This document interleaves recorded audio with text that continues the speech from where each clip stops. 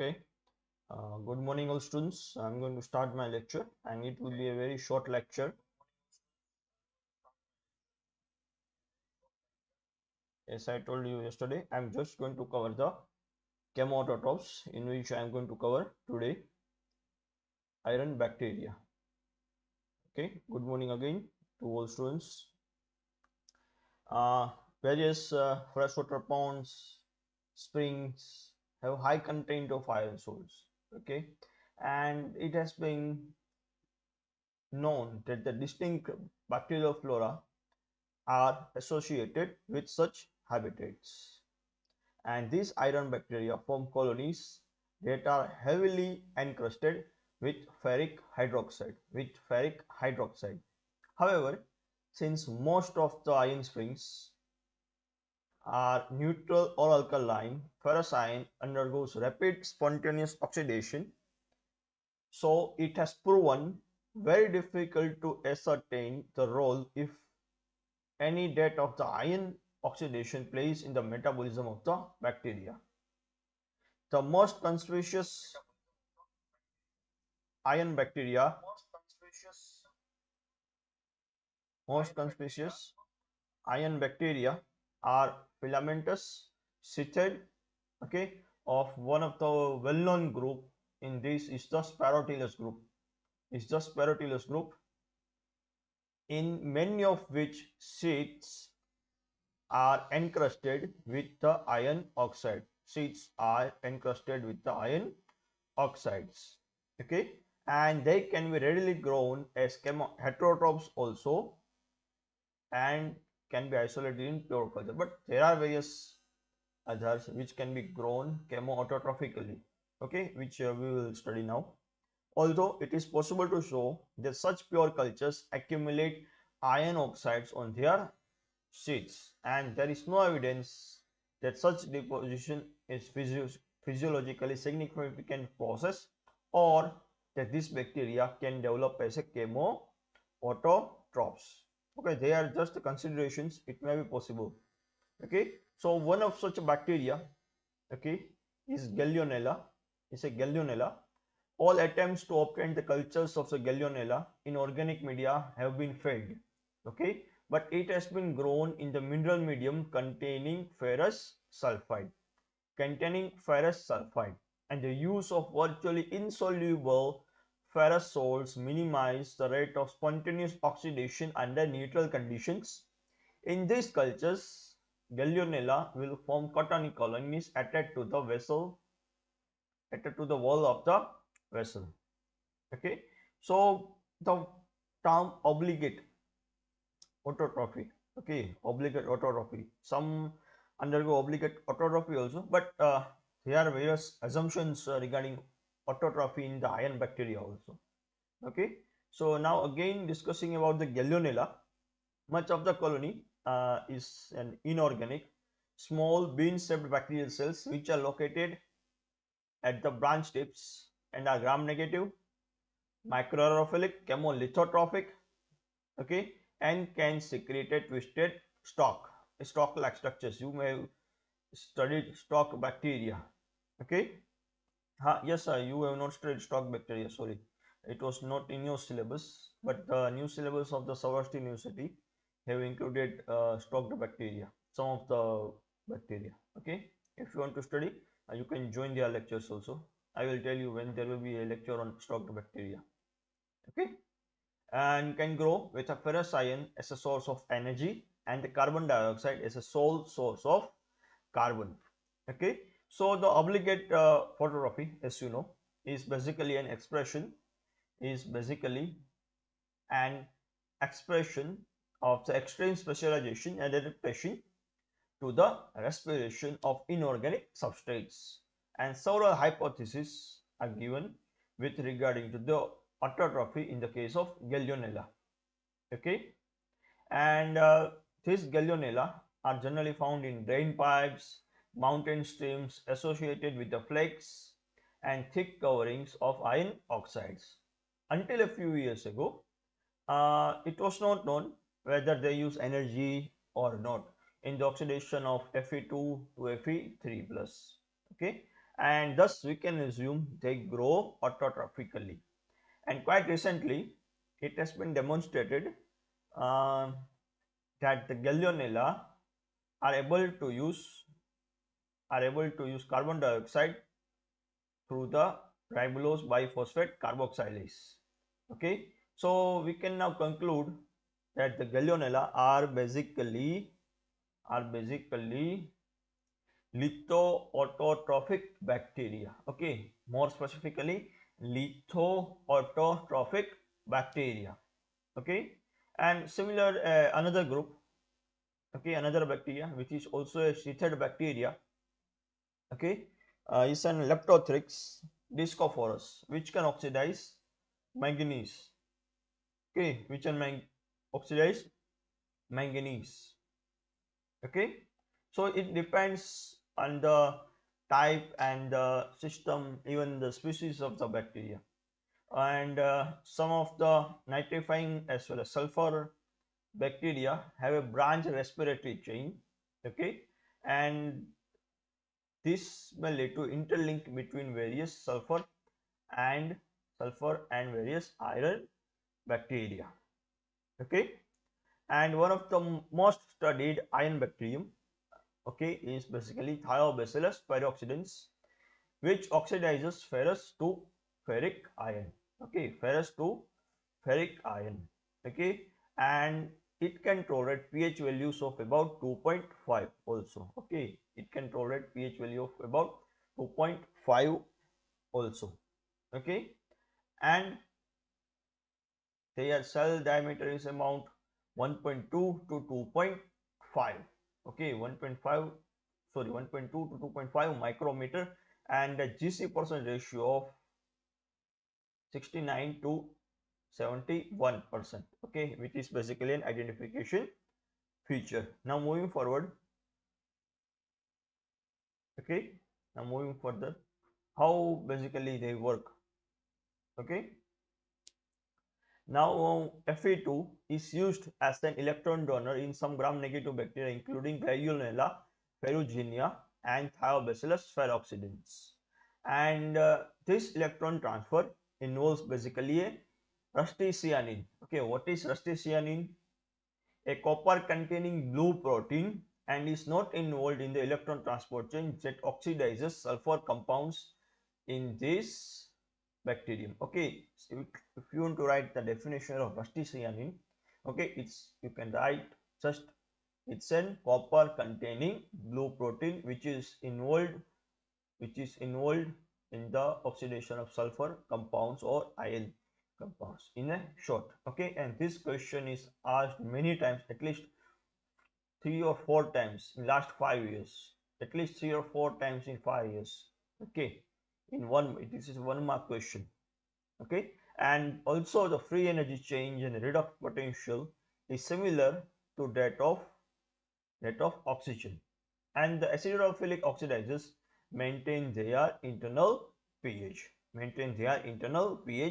and they maintain a low or inside positive membrane potential to compensate for the large potential generated by the hydrogen gradient.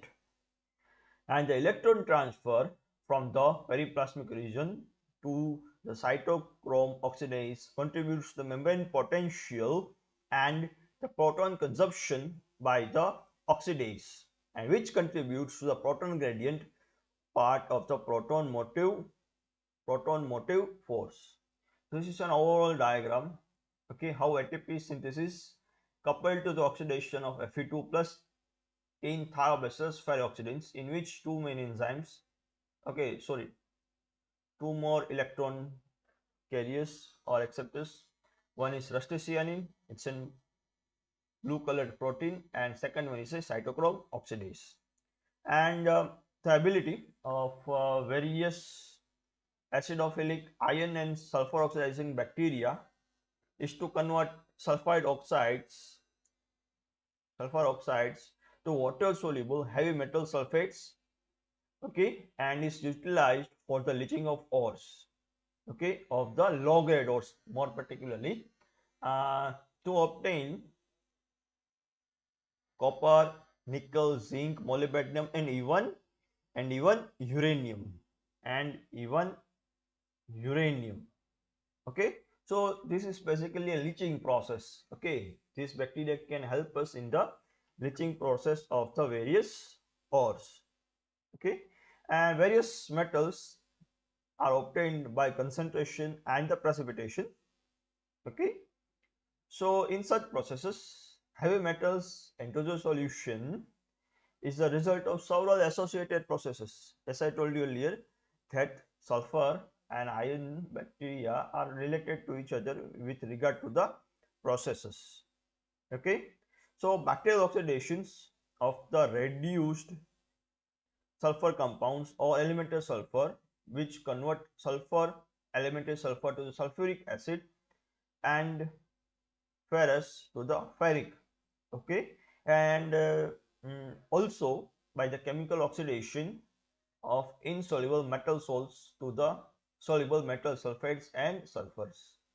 Okay, so one of such reaction is the conversion of FeS2 into FeSO4. Okay, and another one is conversion of elemental sulfur into sulfuric acid. Okay, so basically the bacteria are responsible for the supply of sulfuric acid and for the respiration of ferric, and both the components are consumed in the solubilization of the ores.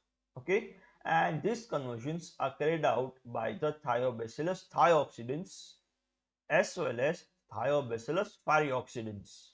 Okay, so the strains involved, okay, are basically tolerant to various heavy metals also. Okay, so some of the other strains which can oxidize iron is an most popular one is an sulfolobus. It's an sulfolobus. Okay, now again back to the mechanism. Okay, first mechanism with regard to sulfur, which in which elemental sulfur will be converted into H2SO4. Okay, and FeS2 will be converted into FeSO4. Okay, now these both combine. Okay, these both combine FeSO4 and H2SO4 combines and form Fe2SO4 thrice. Okay, in which they can be converted. Okay, so in the cytoplasm you can see the pH is around 6, outer membrane. Okay, pH may be around 2. So these bacteria maintain pH in their internal part, and the rusty cyanide here in this case, okay, where cytochrome C2 will be used, okay, which will be reduced and oxidized. This will be reduced and oxidized. It helps in the conversion of Fe2 into Fe3. Okay, in this case rusty cyanide will be used. At the same time, hydrogen will enter the cell, okay, in the cytoplasm and help to generate energy generate energy. Okay, and in this case cytochromes basically pass on oxygen. Okay, and with the help of cytochrome oxidase and further other enzymes, oxygen will be converted into water molecule. Oxygen will be converted into a water molecule. Okay, I am repeating the whole process again. Okay, the ATP synthesis is coupled to the oxidation of Fe2 into Fe3. Okay, in which two main compounds are involved are rusty cyanine and cytochrome oxidase. Okay, the place at a time. Okay, Fe2 plus will be converted into Fe3, that is ferrous into ferric. Okay, with the help of cytochrome C2. Okay, with the help of cytochrome C2, okay, a cytochrome will be reduced. Okay, and this reduced form will be converted into cytochrome oxidized form. Okay, and with the help of rusty cyanide, oxygen is then transferred to the cytochrome oxidase where it forms water molecule. At the same time, the hydrogen gradient which is formed in this case will help to produce the ATP molecules. Okay, and you can see clear difference in the pH, where pH in the periplasm is 2 and that of cytoplasm is around 6. Okay, so these are the photographs and one of the important reactions and final reactions, okay, where Fe3 can be further used by the bacteria. Okay, so this is an example of an acidothioBacillus peroxidans. Okay, and this is an example photograph seen here is of an acid mine drainage. Okay, this type of drainage is seen usually around the mines. Okay, where acid drainage is one of the most one of the most important problems, rather than not important, but various notorious problems, okay, in the mines. The acid mine drainage showing the confluence of a normal river and a creek draining of a coal mine area, and at low pH values Fe2 plus does not oxidize simultaneously in air, but the bacteria AcidothioBacillus peroxidans carries out the oxidation, and the insoluble FeOH3 and the complex ferric salts are basically precipitated. Okay, are precipitated, giving to a red coloration, giving rise to a similar to that of a something like red coloration. Okay, when these cultures of AcidothioBacillus peroxidans as is shown in this series, okay, shown in dilution series with no growth in the tube on the left, you can see clear there is no growth. Okay, as we move forward, okay, the growth basically increases, okay, as it's a dilution series. Okay, so growth is evident by the production of FeOH thrice. Okay, now you can clearly see in a darker shade, okay, which is produced by FeOH thrice. Okay, and with the help of ferrous oxidants, okay. Now moving forward, okay, now this is just an ion cycle, okay, and easy one, simply if you want to remember. Okay, and aerobic, under aerobic conditions, under anaerobic conditions, which are the bacteria which are involved, okay, which are involved in the ion respiration. Okay, in the case of uh, aerobic one, where Fe2 will be converted into Fe3, okay, and Fe3O4 will be converted further into Fe3. At the same time, Fe3 can be also converted into Fe3O4 under aerobic conditions. At neutral pH, Gallionella species is involved. At acidic pH, Leptospirillum and Thiobacillus peroxidans are involved. In acidic and thermophilic conditions, Sulfolobus is involved, which is an thermophile, Okay, now one of the bacteria under anaerobic conditions, which is also known as a type of a magnetic bacteria, okay, where it converts Fe3 into Fe3O4, okay, Fe3 into FeO4, okay, and bacteria is Aquaspirillum magnetotacticum. Okay, I'm repeating the word again, Aquaspirillum magnetotacticum. Okay, and in this case you can see a purple photobacteria also involved. Remember the Winogradsky column. Okay, remember your Winogradsky column, where purple photobacteria, in the layer of purple photobacteria you can clearly see the red patches of iron oxides,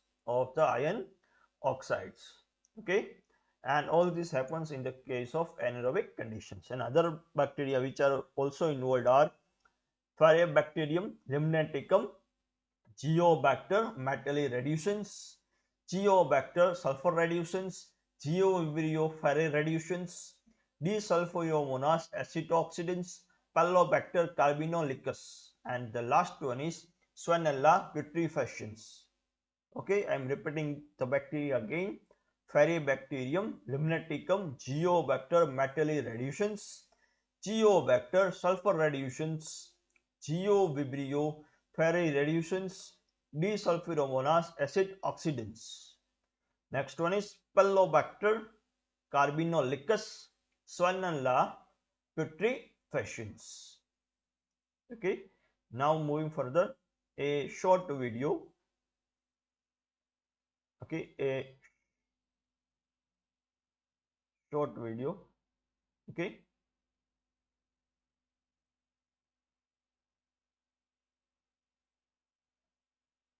a ferruginous spring. Okay, in Switzerland.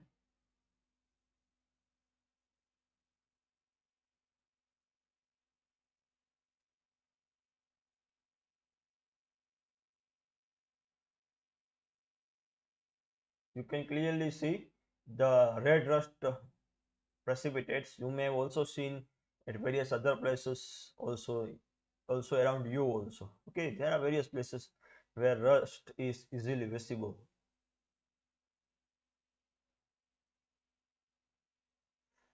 Brown flocculation you have also seen. Okay, and as you all know, these flocks, okay, these are the flocks. Okay, and this is an undrinkable water, and the flocks are the most probably filamentous. They are the filamentous iron bacteria. They are the filamentous iron bacteria.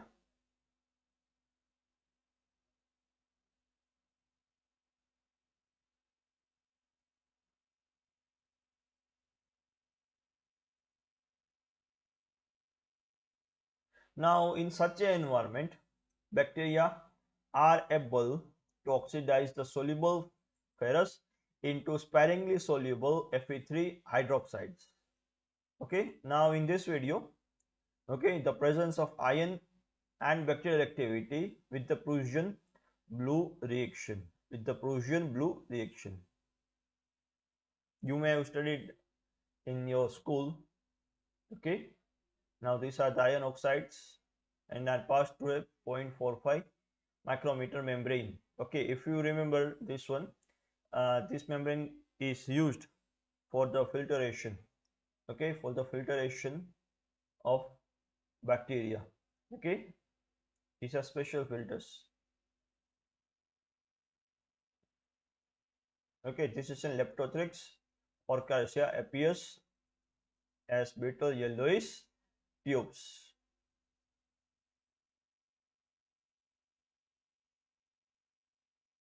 Now, simply place a membrane on a paper filter soaked with a 5% of potassium ferrocyanide. Potassium ferrocyanide. Okay.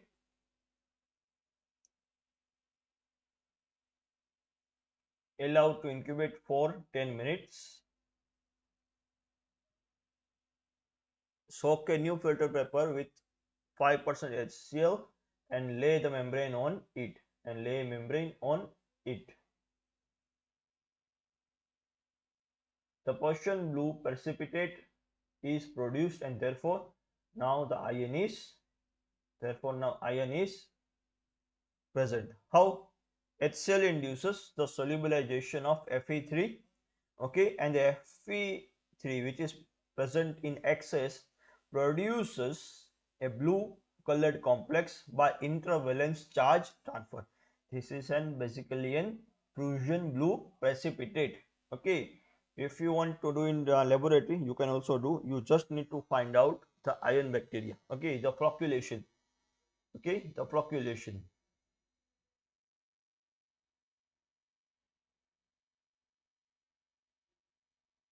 Now the filter surface.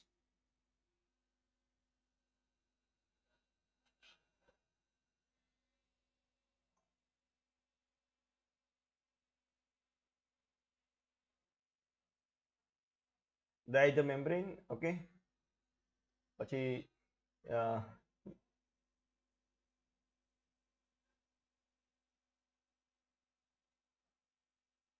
okay, uh, stalks Okay, these are basically stocks. Okay, you can see the stocks present which are being produced by the iron bacteria.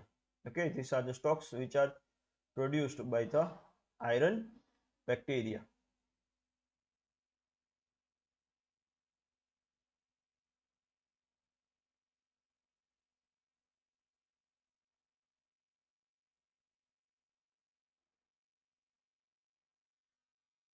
You can clearly see the sheet covered around it. Okay,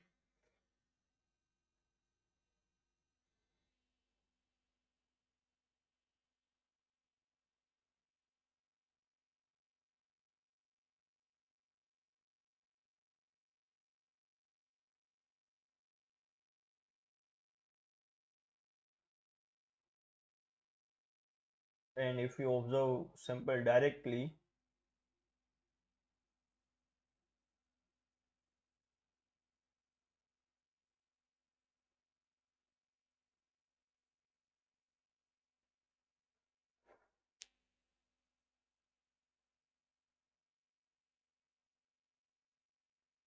tube-like structures, tube-like structures.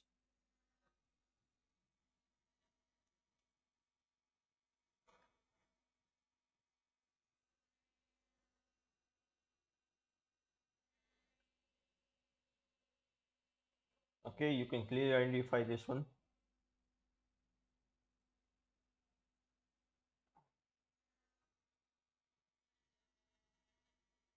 A sheath, you can clearly see sheath which is present around the bacteria. Okay, and what is sheath? It is an complex made up of proteins and polysaccharides which are excreted by the bacteria.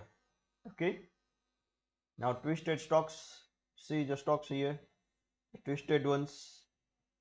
Okay, iron oxidizing bacteria are genetically diverse also.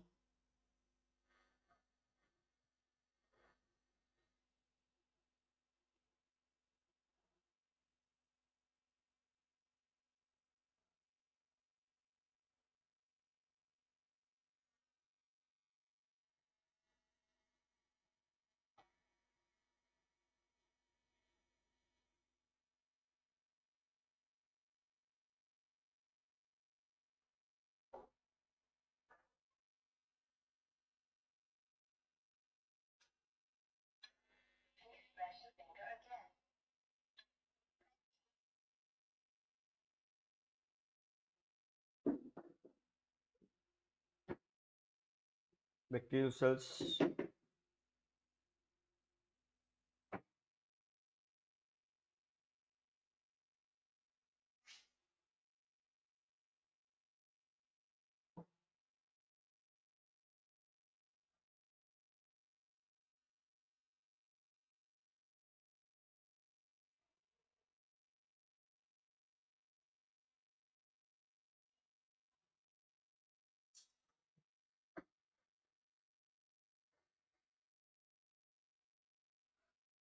Okay,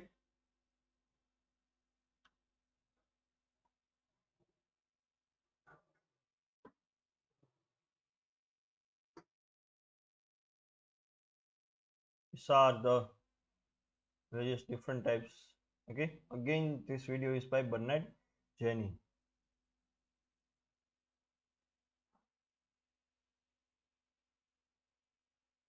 Okay, now we will continue next hydrogen bacteria tomorrow. Okay, everyone please join our webex session. Okay, everyone please join our webex session. Okay, of 8:40, of 8:40. Okay,